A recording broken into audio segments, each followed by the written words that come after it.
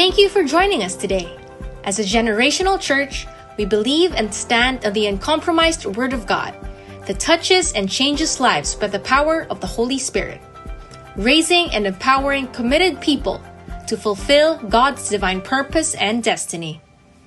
Here in New Life Bacolod, we train and equip believers to become mission-oriented and godly-minded leaders, fulfilling their God-given purpose and destiny. Today, allow God's Word to speak to you and be revealed in your life. Let us continue to be in the atmosphere of worship and be expectant to receive as we hear a now word from heaven. Such a wonderful opportunity to serve the people like you. Hallelujah. So today I will bring to you, the wonderful message entitled From Broken to Restored. How many of you have experienced brokenness in life? Broken relationship? You were broke in business, in relationship, in your career, in your job, in the ministry. It seemed like life is not favorable to you. But it's going to be okay. Because without the help of God, you cannot do it yourself. Without the grace of God working in your life, you cannot do it yourself. That's why you need the Word of God. You need the Spirit that will inspire us to continue in spite of what is happening and what is going on in our situation. Romans chapter 5, verse 8 to 11. The text for today says, "But God showed His great love for us by sending Christ to die for us while we were still sinners."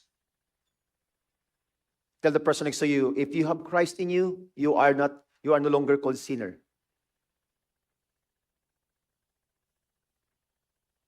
You can make mistake. But if you have Christ in you, you are called saint. Say amen to that. Don't just validate your life that for you to be able to do mistakes and intentionally, you would say, "Pastor Roger, because I am human. To err is human, but to forgive is divine." No, it's not. It's not supposed to be your reason to do your own thing just for the sake of validating your reason. Because in Christ Jesus, if you have Christ in you, you could no longer do such horrible thing in the eyes of God because you are righteous. A righteous believer of Christ would always do righteous things. A wicked person would always do wicked things. A wicked person cannot do good things. But a person who are in Christ can do righteous things, can do things that are pleasing to the Lord. And since we have been made right in God's sight by the blood of Christ, He will certainly save us from God's condemnation. Praise the Lord. Aren't you glad that because of Jesus Christ died on the cross, now you are no longer broken in that kind of relationship? But there are areas in your life that needs to be restored. Because first of all, when Christ died on the cross, He restored your relationship. He restored my relationship with Christ. Before I was sinner, God the Father, I became the enemy of God the Father when I was in sin. But because now we are in Christ, we are no longer called the enemies of God, but we are called friends of God. Thank you for that. Amen. Nabatian ko ito. For since our friendship with God was restored. Now remember that you did not establish relationship with God. And you cannot do it. Jesus, or God the Father, took initiative that after you accepted Christ as your Lord and Savior, now He allowed Jesus Christ to become your friend. So don't say that I am a friend of God. Jesus Christ first became your friend. He was the one initiating that relationship. Thank you for that. Amen, Lord. It goes on to say, for since our friendship with God was restored, everybody say restored.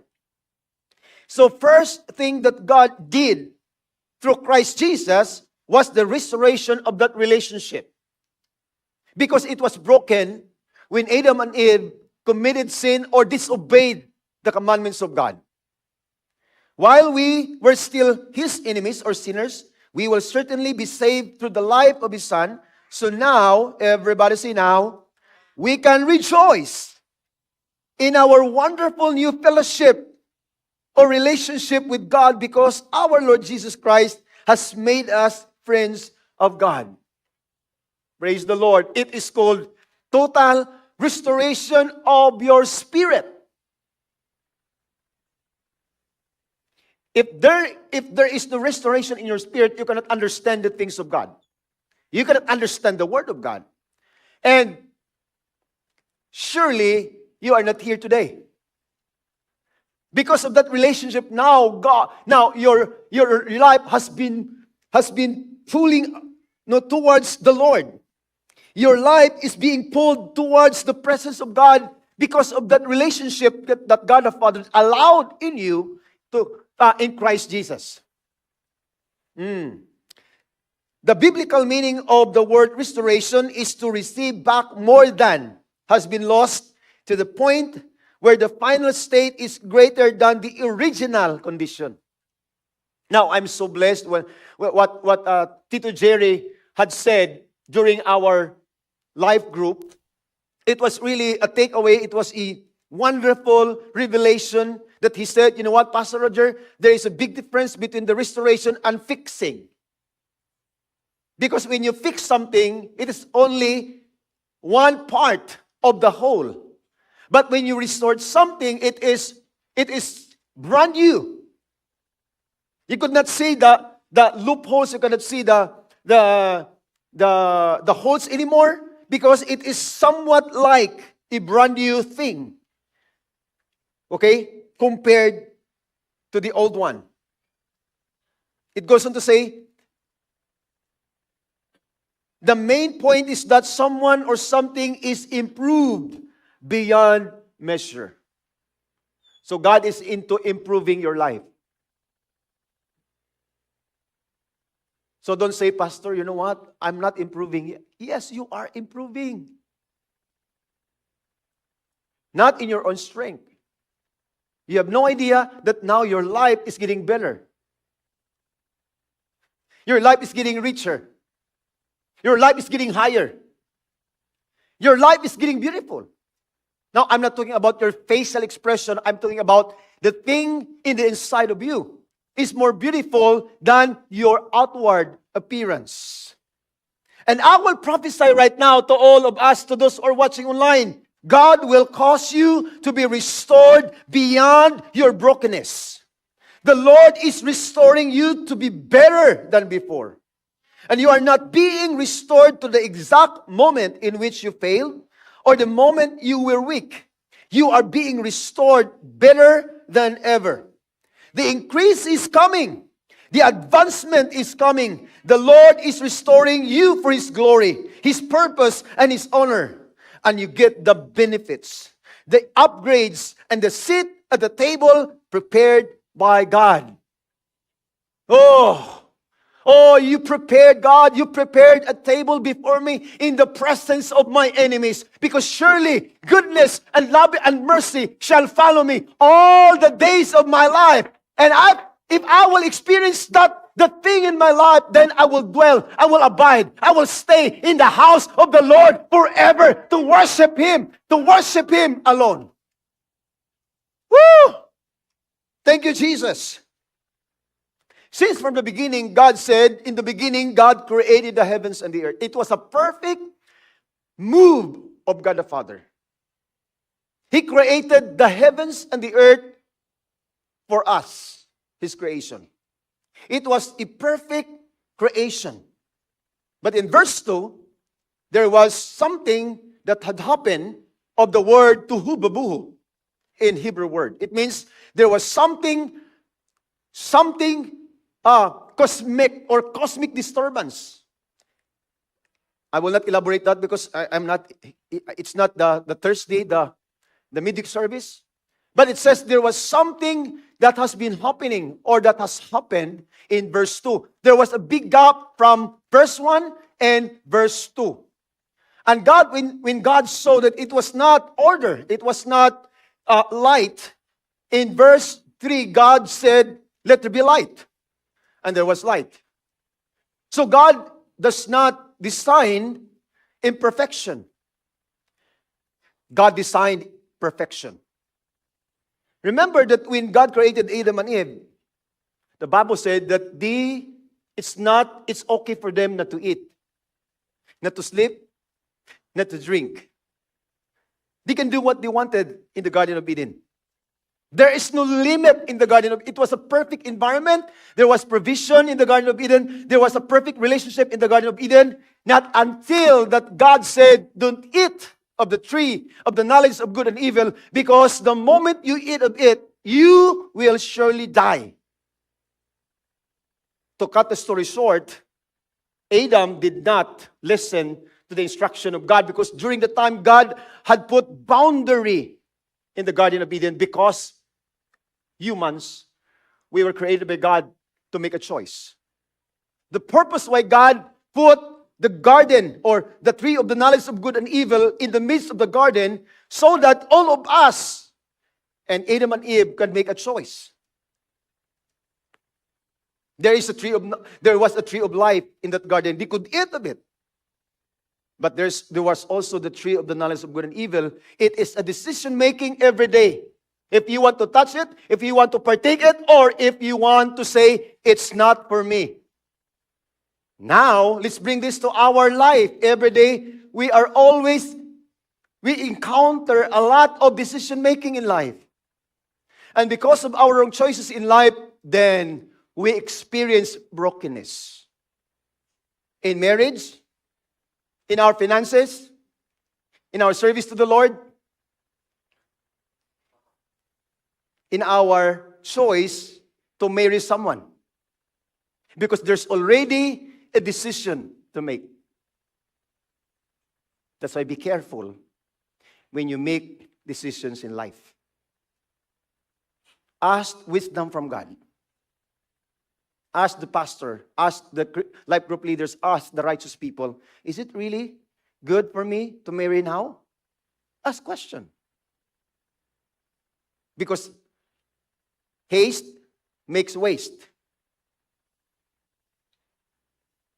Thank you, Lord, for that. Amen.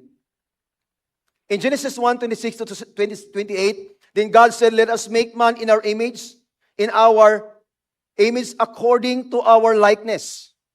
Remember that when God said, God created the heavens and the earth, and God said, let there be light, and there was light. And God said, let us make man in our image and likeness. So God created Adam and Eve according to the image that God created them. Perfect, intelligent, happy, fulfilled, and everything. Wala na sa kinahanglan pa. Wala na. There is, Psalms 33 says, the Lord is my shepherd, no problem. According to the different translation, the Lord is my shepherd, I shall not want. If you believe that in God, He is your shepherd, if you believe that God is my shepherd, I shall not want, why is it that you keep on worrying? Why is it that you keep on thinking and you are going ahead of your decisions instead of waiting upon the Lord shall renew their strength? They shall mount up with wings like eagles. They shall run and not be weary. They shall walk and not be fainted. Why is it that you keep on running ahead of God? You don't know how to wait. But you're making an abrupt decision that will jeopardize your future. That's why it's so important to be involved in a life group. Brothers and sisters and those who are watching online, I am telling the truth. If you are not involved in a life group, you will not grow. Your life is in danger if you keep on coming to church without engaging in a life group. Because in a life group, people are so close to you, they will pray for you, they will advise you with godly advices, and then you are protected in that group. If you are alone walking in this life, yes, you are born again, spirit-filled Christian. Yes, you have faith in the Lord. But you are vulnerable of the attack of the enemy if you are alone serving the Lord without accountability. Genesis 2:15-17, it says, Then the Lord God took the man and put him in the garden of Eden to tend and keep it. And the Lord God commanded the man, saying, Of every tree of the garden you may freely eat, but of the tree of the knowledge of good and evil you shall not eat, for in the day that you eat of it, you shall surely die. Genesis 3:1-11. Now the serpent was more cunning than any beast of the field which the Lord God had made. And he said to the woman, Has God indeed said, You shall not eat of every tree of the garden? And the woman said to the serpent, We may eat the fruit of the trees of the garden, but of the fruit of the tree which is in the midst of the garden, God has said, You shall not eat of it, nor shall you touch it, lest you die. Then the serpent said to the woman, You will not surely die, for God knows that in the day you eat of it, your eyes will be opened, and you will be like God, knowing good and evil. So when the woman saw that the tree was good for food, that it was pleasant to the eyes, and a tree desirable to make one wise, she took of its fruit and ate. She also gave to her husband with her, and he ate. Then the eyes of both of them were opened, and they knew that they were naked, and they sewed fig leaves together and made themselves coverings. And they heard the sound of the Lord God walking in the garden in the cool of the day. And Adam and his wife hid themselves from the presence of the Lord God among the trees of the garden. Something had happened after they partook the tree of the knowledge of good and evil. Shame, condemnation came. That's why God spoke this morning, or a while ago, it says, stop sinning. Because sin is ugly. Sin will destroy your future. That's why you are called Christians. God will not tolerate your mistakes. If you believe that God is your real Father, better to surrender everything that you could not control. May mga bagay sa aton nga hindi naton makontrol. You know what? Ang mga bagay nga hindi naton makontrol, kag hindi naton mahatag sa Ginoo, amo na siya ang delikado nga mga bagay nga makapalayo sa aton sa pag-alagad sa Ginoo. Amo na nga kung kaisa ga alang-alang ka, mag-worship ka, hindi. Mataas sa kamot mo, hindi. Ang imuhimuon na lang, maamo ka lang na during some praise and worship. Because you are hesitant to raise your hand because you did mistake in the eyes of God. Actually, God did not condemn you, but because you did not yield to God, now you began to feel awkwardness. Now, listen to me. If your heart is pure before the Lord during the worship time, may nakabati ko din nga membro nga, nagsiling siya, Pastor, palahubog kuya kay Lord. Have you heard that statement? Ang tao nga palahubog kay Lord, hindi siya mahuya kung anong ihimuon sa worship. Pwede siya magsaot, pwede siya magkanta, pwede siya magsagit, pwede siya mag-emote sa iya kagalingon. Why? Because he or she is honest before the Lord. He did not hide anything. Now, obserbahin ang imo bata. Kung ang imo bata, during sa iya playtime, kung tama kagahod, bod silingon, makita, la la la la la la la la, and then quiet time. Pagkabati mo, mahambal ka, something is wrong. Once nga mag-quiet na ang bata mo, lain na ang ginahimo niya. Tama? Salamat sa mga nanay nga nagayuhom. Kaya naman, hindi gusto sang bata nga madiskubrihan ang ila ginahimo nga hindi insakto. Kung pabayaan mo ang bata mo, pagpangita mo, ang bata mo makadto na sa CR. La la la la, la la la la. So, ang parents, ano yung gina? He gets the attention. He said, where are you? Where are you? Now, God said to them, where are you, Adam and Eve? Where are you? God was omnipresent. He is all-knowing. But why is it that God said to Adam and Eve, where are you? It means something is wrong. Something is wrong. Why is it that you hide yourself? Is there anything that you do? And then, the story goes like this, to cut the story short.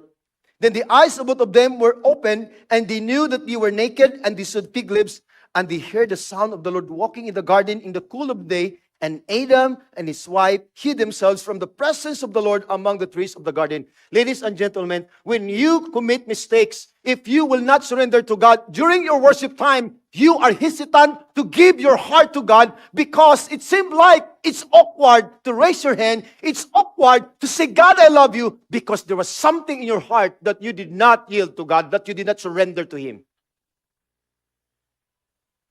Amo na nga pagpuli mo sa imo balay, the same lang gyapon ang imo kabuhi. There is no transformation. Why? Because you did not surrender your heart to God.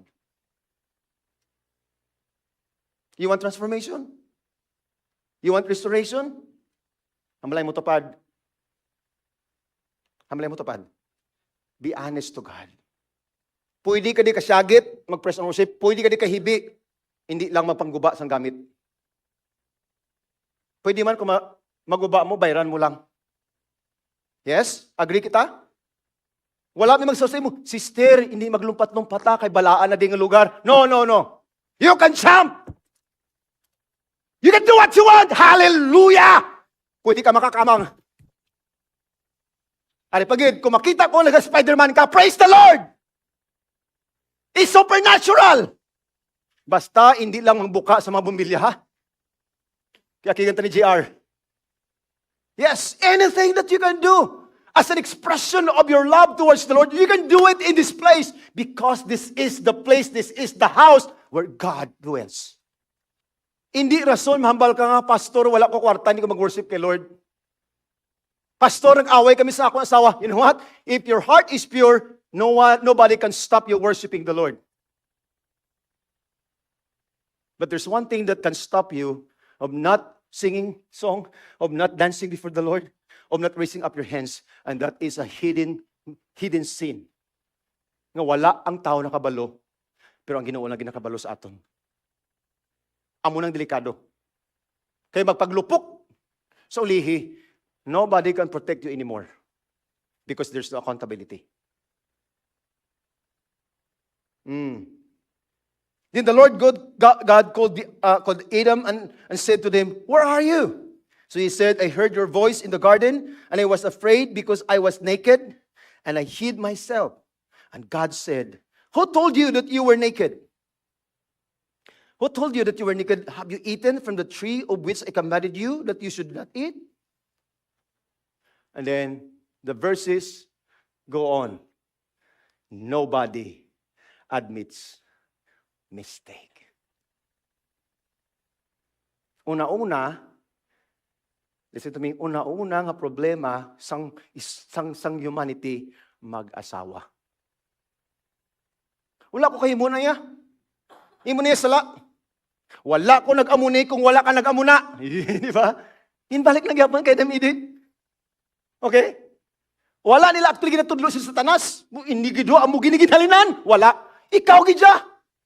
Nung uyayaw ka, uyayaw lewat ko eh. Di ba? Sounds family?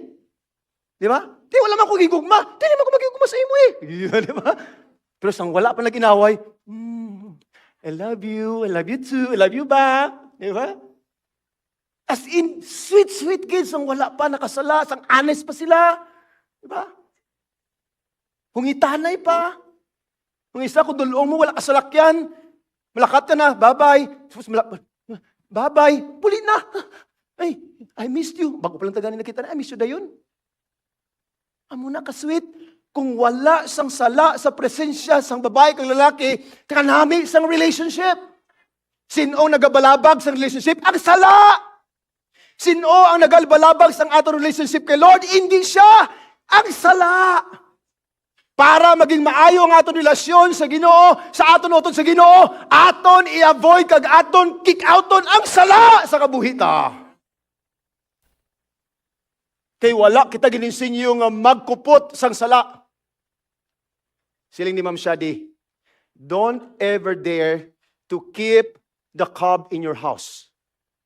Don't raise a cub in your house because eventually, if that cub will grow to become a lion, that lion will eat you and your family. Ang sala, kasubong siya. Sang gamay nga leon, nga ginapapi-papi mo. Pero pag dako na, ikaw malanggali ang i-pray. Ang sala, sa bago pa lang, tama gina siya kaalwan, tama kagid ka malipayon, pero ang impact sina hindi lang subong kundi sa next generation. But I will tell you honestly, wala sang sala nga hindi mapatawad ni Lord. Amo nang good news. Wala sang sala nga hindi mapatawad ni Lord. Except sa Biblia, if you blaspheme the Holy Spirit, then you will never be forgiven. That's the statement of Christ. But of all the sins, okay, the byproduct of Adamic nature called sin, one sin, singular, and then the impact, the byproduct of the sin called immorality, according to Galatians chapter 5. The fruit of the flesh is evident. Sexual immorality, gossips, sensuality, idolatry, factions, divisions. Read your Bible. It's the byproduct of Adamic nature in our lives. That if we are not careful, then those impacts or those products or fruits of that sin can jeopardize our future and can bring us ugliness in the eyes of the people. That's why kinahanglan naton ang relationship ngayon sakto dira sa Ginoo.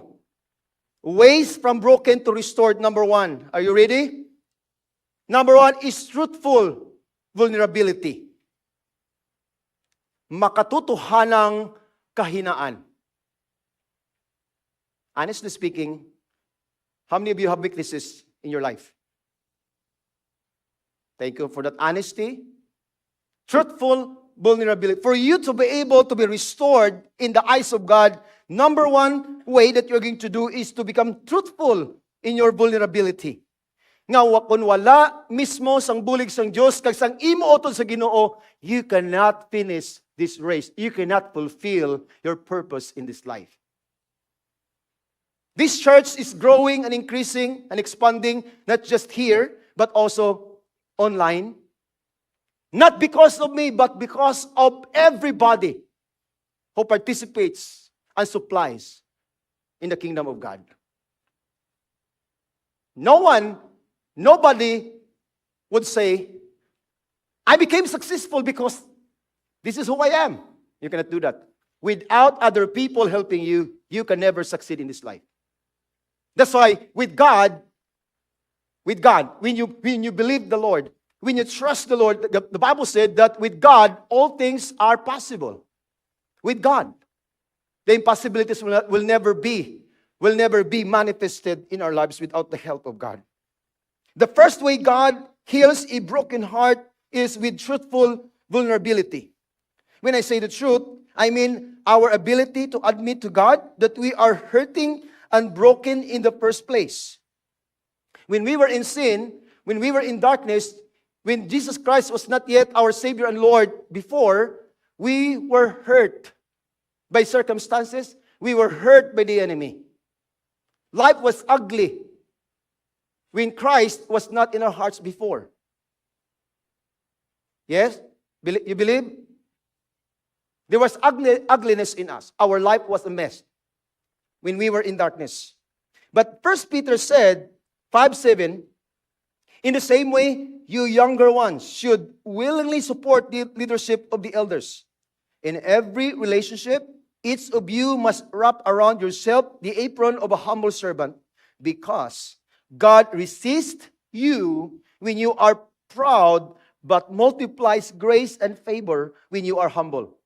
If you bow low in God's awesome presence, He will eventually exalt you as you leave the timing in His hands. Pour out all your worries and stress upon Him and leave them there, for He always tenderly cares for you. That's the demonstration of a person who knows his or her truthful vulnerability. Question: is it true not to worry? Can we avoid worry? Can we avoid anxiety? Can we avoid problem?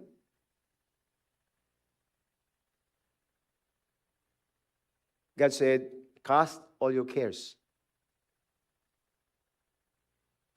In Matthew says, do not worry. Tell the person next to you, pwede ka gali sis or brother nga hindi magkabala ka. Hambala siya.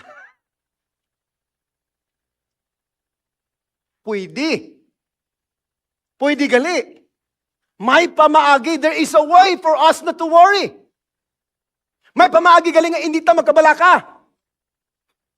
Pastor, anong himuon ko nga para hindi ko magkabala ka? Patihan mo ang hambal ni Jesus Christ. Do not worry about your life. What you shall eat, what you shall wear, and what you will drink. Question, why is it that even though that you are a believer, you have job already, you have business already, you are now in the ministry, but why is it that you keep on worrying? You cannot avoid worry, but don't allow worry to eat your days and even your months. Don't stay in worriness. Don't stay in anxiety. Don't stay in your circumstances, because God said, I can do, I can remove, I can replace faith in your doubt. Amo na nga mahambalan mo, may mga Kristohanong kaysa, nga dugay na sila nga nag-alaga sa Ginoo, hindi lang yapon malipayon. Kaya naman, instead, tani, nga hindi na sila makabalaka para malipayon sila, nagkinabalaka sila, kag ila mismo, na na-miss nila ang pag-enjoy sa sininga kabuhi. You cannot mix doubt or anxiety and at the same time, joy. You cannot mix both of them. There must be something that you need to remove for you to be able to celebrate and enjoy your life. God said, cast all your cares. Amen? Cast all your cares, right? Hapos ko lang ihaboy kay wala kwarta na.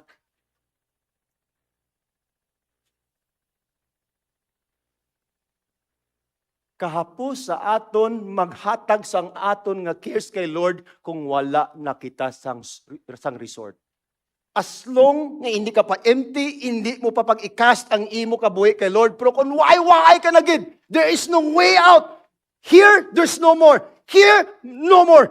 No more solution. No more solution. God, help me. Siling ni Lord sa imo, sang una anak, sang brand new sa lakyan mo, grabing kwarta sa bangko mo, grabe booming ang business mo. As inak, bisan worship na lang, wala ka naghatag sa akon. Subong anak mo, wala ka na sa mahimo, mo pang gingkas ni mo, ginhatag mo pa ang wallet sa akon. Okay lang tani kung may sulod, pero missing ko, wala agad. Lantawa wala pa sa Gismar, wala agad na missing ko. And you know what? Here's the thing. Even if you cast your emptiness to God, God will restore and return it to you full packed. Woo! Hallelujah! Hallelujah! Now, ano ang iyang garantiya? Last verses of scriptures. Deuteronomy chapter 28, verse 1. It says, if you fully obey the Lord your God and carefully keep all His commands that I'm giving you today, the Lord your God will set you high above all the nations of the world. Pastor, para na sa mga Israelitas siya, Pastor, hindi para sa akon. Now remember that if you are in Christ Jesus, you are in covenant with Abraham. And all the promises that God has given to the Israelites will be given to you because of Jesus and Abraham. So you can say, Lord, the key word to restoration as of this moment is to obey. Do you understand that word obey? Kay kung kagina sang worship, kung naka-insindi ka sang obey, maluhod ka kay Lord. In worship, in the Old Testament, nobody could stand in the presence of God without kneeling down. Subong sa New Testament, pwede kontrolon sang tao ang iya kagalingon to worship the Lord.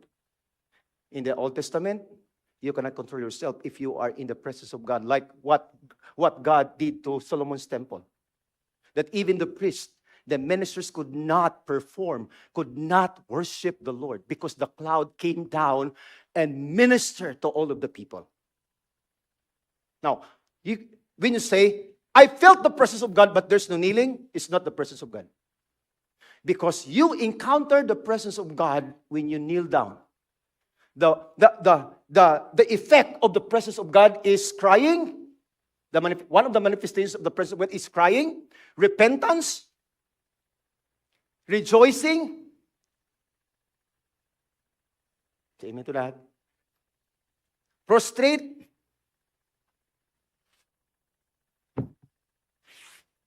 Kneeling. Surrendering. Dancing.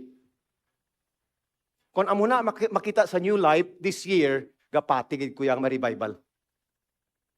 Mintras hindi ko na makita, hindi na makita ang kneeling, ang crying, ang shouting, ang ang groaning. Wala pala revival.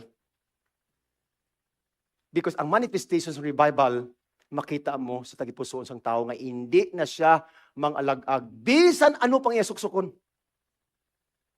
Sapatos mo, Levi's mo, relo mo nga Rolex, kung harap ka sa presence ng Ginoo, wala na sang value. Wala ka na naganohuna sa ginasuksok mo kung harap ka sa presence of God. Because when you are in the presence of God, you lost yourself in the presence of God. Madula ka sa kaugalingon. Sa ano pa? Mabuang ka. Di ba? Ang buang, hindi sa kabalos ng ginahimo. Kung ara ka kay Lord, ang imo nga concentration sa kalibutanon, kasi sa imo kaugalingon, madula siya. Why? Because now, you are overwhelmed in the presence of God. Time stops when you are in the presence of God. Pag mata mo, 3 hours na gali ang worship mo kay Lord. Hala ka, wala ko nakakaon. 4 hours na gali. Pero kung wala na presence ni Lord, Pastor Roger, 1 hour na yan, wali. Makaon pa kami karon dugay-dugay. Mas aware ka pa sa kaon sang tiyan mo. Yes, makaon kita tanan-tanan. Pero kung amo na, parang ginawa mo, pirmi lang gutom kang kaon, but silingon, hindi ka hungry sa presence ni Lord, hungry ka sa imutihan. Ang magawa sa tiyan mo, baho. Ang magawa sa presence ng Lord, hamot nga aroma sa iya tubangan. Palakpakan tang Ginoo.